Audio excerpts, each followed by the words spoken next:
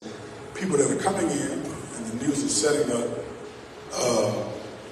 But I want to make sure that our coming together and why we come together, I think is so important.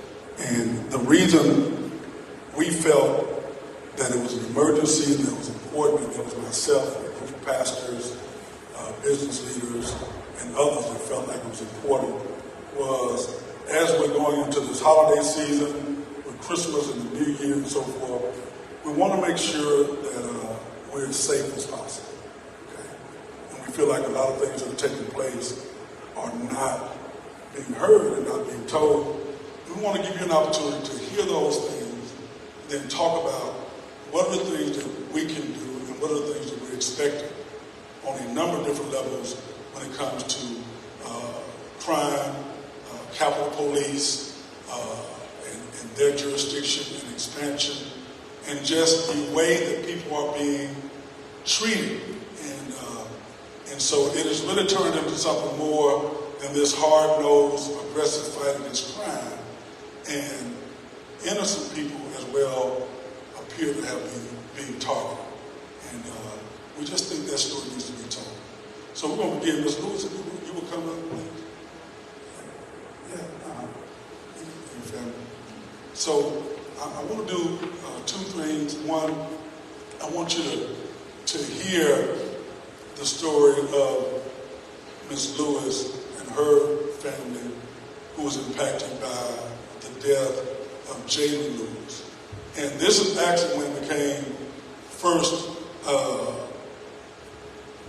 to my attention of what was taking place. Before that, I did not hear about, I know about what was taking place, but because I had known Jalen for many years and he was friends with my kids, I heard about this. And initially, when I heard about what happened to Jalen, I actually called the Capitol Police Department, not out of concern of what had happened. I was concerned about what the retaliation was going to be, because Jalen Lewis was not known as being a violent young man. And so, as they began to tell me the story, that's when it came to my attention that this doesn't sound right. And that's when I began to ask questions and talk to people and research. And I found out that this has been the way they've handled a number of different cases across the board.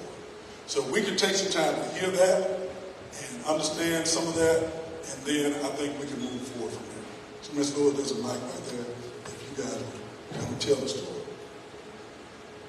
I'm going to let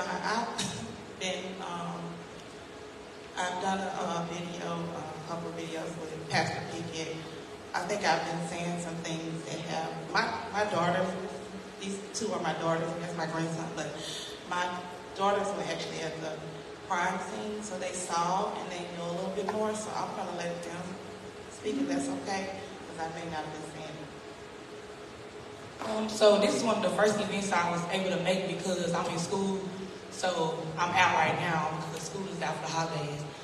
Originally on September 25th, it might have been around 8 or 9 at night, I was studying and I got the call from a friend who had pulled up on the scene because it happened on the intersection of West and Main Street. And she told me, I don't even know anybody else with a truck like this, but they shot into this truck and it's got to be, Jalen. So my sister and I immediately left the house and came on the scene. By the time we got there, NBI might have pulled up a few moments later, but the state Capitol Police were out there handling the situation themselves, and they had already, told us that they wouldn't be informing us about anything that was going on that night. Well, no, they actually said initially that to just wait on any information. So that's what we did. After that, we, of course, realized that they weren't going to tell us anything. But one thing I do want to mention is that I was handcuffed that night for trying to record what they had going on. The man claimed that, the handcuffed me claimed that it was because I was standing in the middle of the intersection and that it was for my safety, which I don't believe. Shortly after, me and my sister and I went to the hospital to check on Jalen, where we ended up finding out that upon him being followed, he got paranoid, so he called a friend of his, and that's who actually came right up on the scene when they were placing Jalen on the stretcher and everything like that, because he pulled up like right after Jalen called him. So he had said that Jalen didn't say the police was following him, which means their lights were off. And then a lady on that street also told me that she seen everything, and she said that they hadn't flashed any lights. She said they actually shot into the vehicle, drove off, and pulled back up with their lights flashing. So that's my take on it. Now what she just said then is stuff I hadn't heard. I hadn't heard that they shot into the vehicle and drove off and then came back. The young lady that was in the car with Jalen, who talked to me the next day, talked to the mom, she's almost disappeared. I don't know whether she's disappeared out of fear or what's going on, but her initial conversation to me is that they didn't know who was following them. They didn't know what was going on. And say that Pastor Pickett Jalen bagged up and he bumped one of their SUVs. And she said, but it wasn't a hard bump. And she said, he never got a chance to put the car in drive. They unloaded on him. And how she didn't get hit is by the grace of God. There's a bullet hole over in the glove compartment area as well. So we can't find her now. We don't know exactly what happened. But she said he never got a chance to put it in drive. And the officer that was on the scene that told me what happened, he said it wasn't a high-speed chase. He said it was not. He didn't get out of the car and run. He said he bagged up a little bit and bumped my truck. And if you look at the vehicle, which they released to the family a week after, had no real damages on it. And he stopped me. He said, Pastor, I've been in this business for X number of years, and I never had a shooting about it. And I took that to mean what he was saying was they didn't have to shoot this guy. Also, my daughter said she had something else to say, but also the young lady, when I did talk to her, she said she remembered there were no lights and that they did not identify themselves, and they didn't even give my son a chance to identify himself either. Another thing that was very suspicious was that the friend that was called to the scene. And under the Capitol Police, but they're responsible to the Attorney General's office. And that's set up by statute that went into effect. Would you turn that off? That's the interview. But another thing that was suspicious was that, like I said, the friend that put him to the scene, he had another friend come with him and record everything. And these are the videos that nobody's aware that I have. My brother was only about 3 or 4 minutes, honestly, away from UMMC, St. Dominic, and all of that. And I have videos where they took their time placing him on the stretcher. They took their time placing him on the back of the ambulance, and they shut the ambulance doors and sat there for a few more minutes. They told his friend, sir, he's going to be at the hospital. That's the next place he'll be. I have more videos where once they made it to the hospital, they were taking their time bringing him in. And his friend said that he waited on them to even bring them to the hospital. Mind you, the crime scene was only like 4 minutes away from UMMC, but they say it took Jalen like 45 minutes to get there.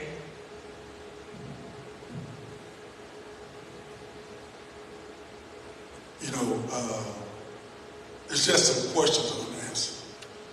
We'll move, but I want you to understand this. When Ms. Lewis and I first talked, all we were asking for was answers. We approached them for answers. Tell us what happened. And they completely ignored any request. Just tell us what took place. They would not meet. They would not have a conversation. And what we see are 5 bullet holes in the car.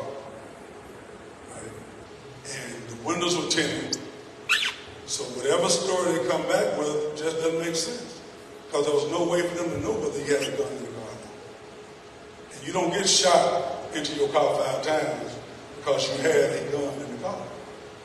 So that's the story. That's not all of it, but I want you to understand that for me was the beginning of this whole thing. All right. After that, I won't spend any time on this, but I was warned by the police after I exposed this. I was warned by the police officers to watch my back.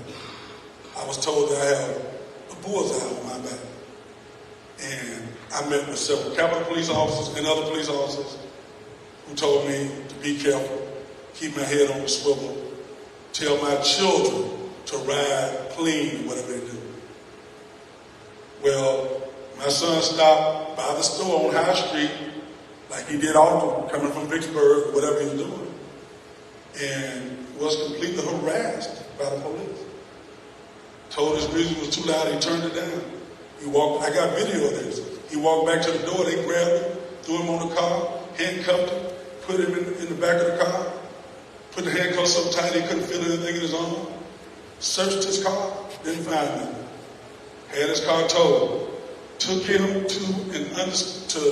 around the corner to another location. All the police cars surrounded him. He didn't know what was going to happen to him. Gave him DUI tests. They had somebody come and give a breathalyzer, passed all the tests, everything. They kidnapped him.